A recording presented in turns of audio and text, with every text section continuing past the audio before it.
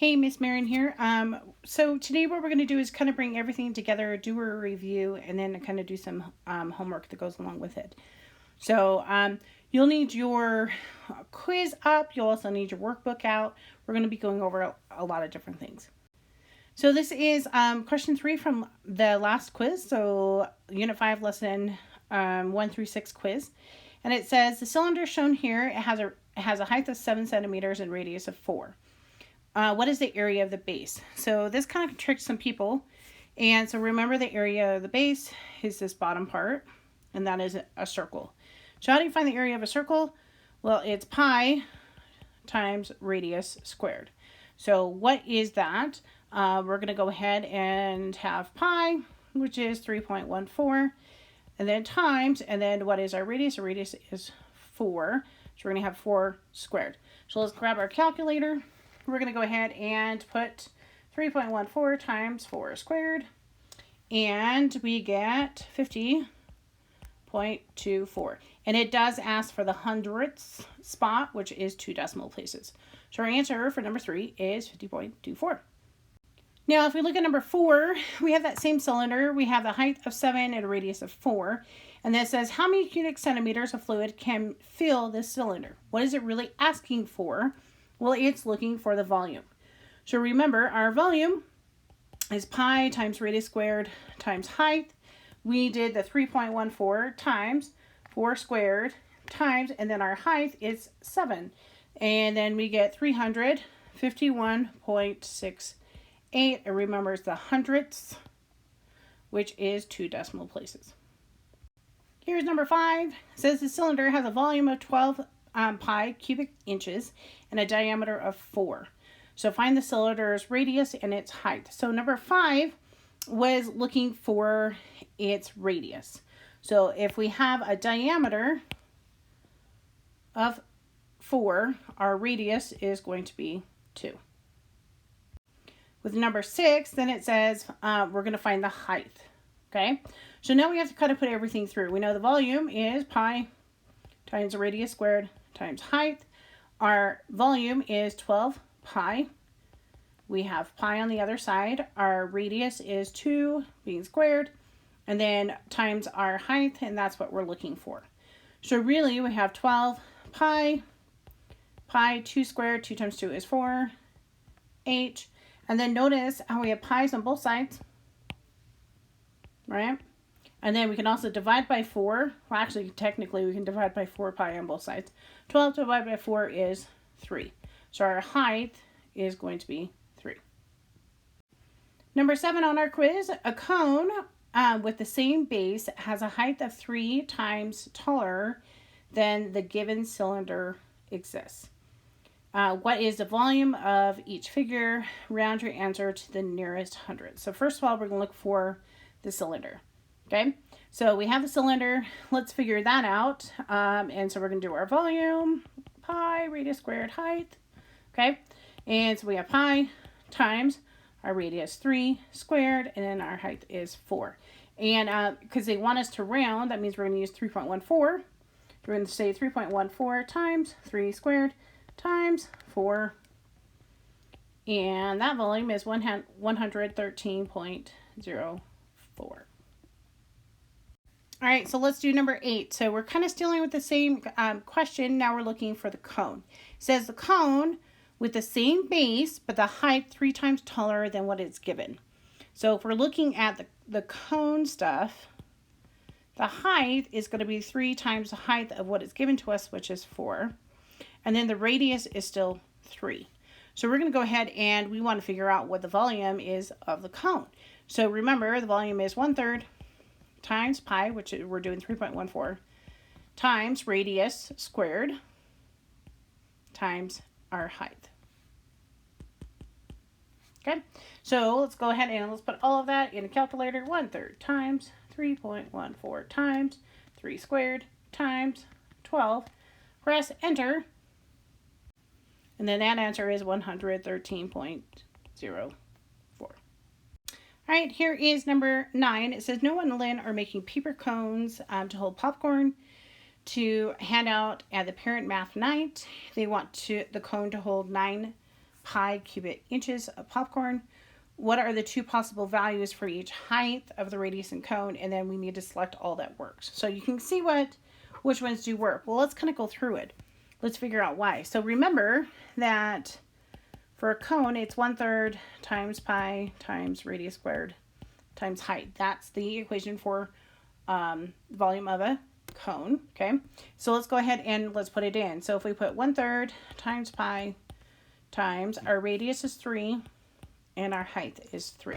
So we're just going to multiply the numbers together. So let's do 1/3 times 3 squared times 3. And we do get 9, and then we have that pi. So that one worked. Let's go ahead and do the next one.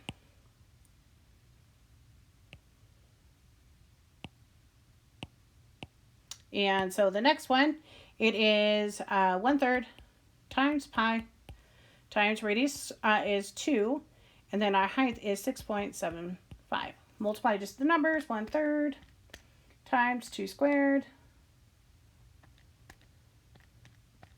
times 6.75.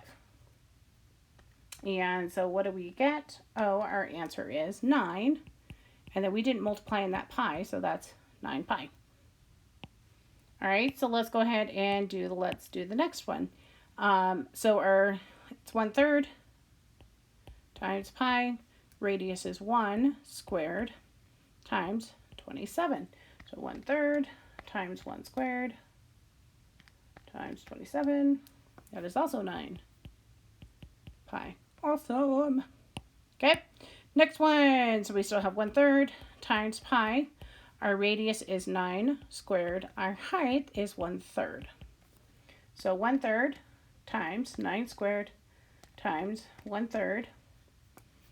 And we still get 9 pi. Awesome. And let's try this last one. So we're going to say 1/3 times pi times 9 squared times 27. So 1/3 times 9 squared times 27. Well, that is 729 pi. Does that work? Nope. So it's all the other ones that actually work, and this is the reason why. All right, let's go ahead and move on into practice problems. And this is number 1. It says the volume of the cylinder is 175 pi cubic units. What is the volume of the cone? Okay, that has the same base and area and same height. So remember, the volume of a cylinder is pi radius squared times height. Volume of the cone is 1/3 times pi radius squared times height. So really what I need to do is I need to take that 175 pi, and I'm going to need to multiply it by 1/3 or divide it by 3, however you want to look at that.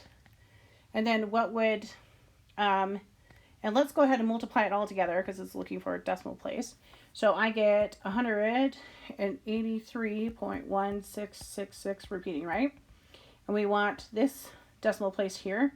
So look at the guy next to him. Is it 5 or above? Yes, give the original a shove. So it's going to be 183.17. And that would be our answer. Let's go into lesson 12 for a second. On page 142, you did a near plot on this. And so they're saying that we have a rectangular prism, so kind of like a cube.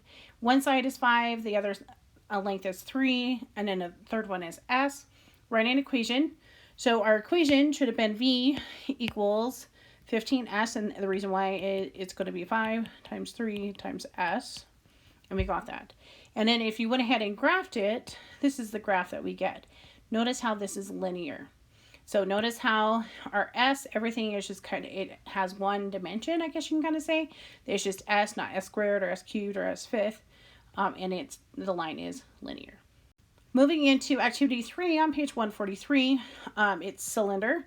Has radius of 5, and then the height is what we don't know. That's it, our S or our H. And then if we want to find the volume of a cylinder, remember that's pi times our radius squared times our height. And so this would have been 5 squared times pi times height. And then we got the V equals 7.85 S. And notice how the S, again, it's just S. It's not S squared, S cubed, S to the fifth. And again, it gives you a linear line, a straight line. All right, on lesson 18, we had activity 3. And it says there are many cones, but the height is 7. And we're actually looking for the radius. So let me so let R represent the radius.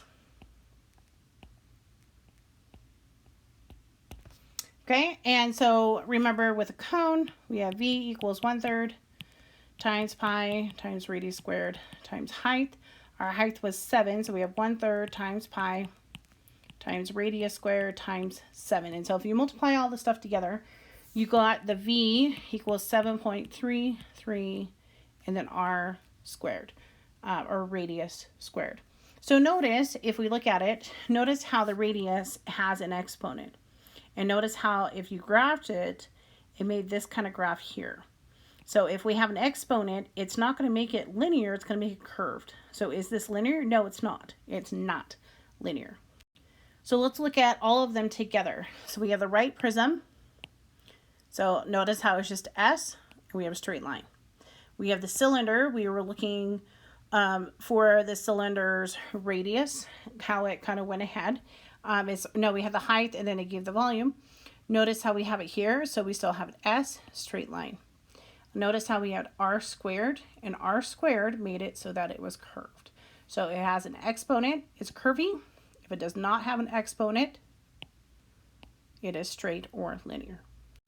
So this is kind of everything that I wanted to kind of bring all together for all of us together and understand what's going on.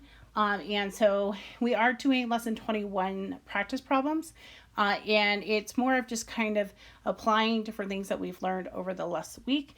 And so hopefully you understand those. I hope you have a good day. Thanks.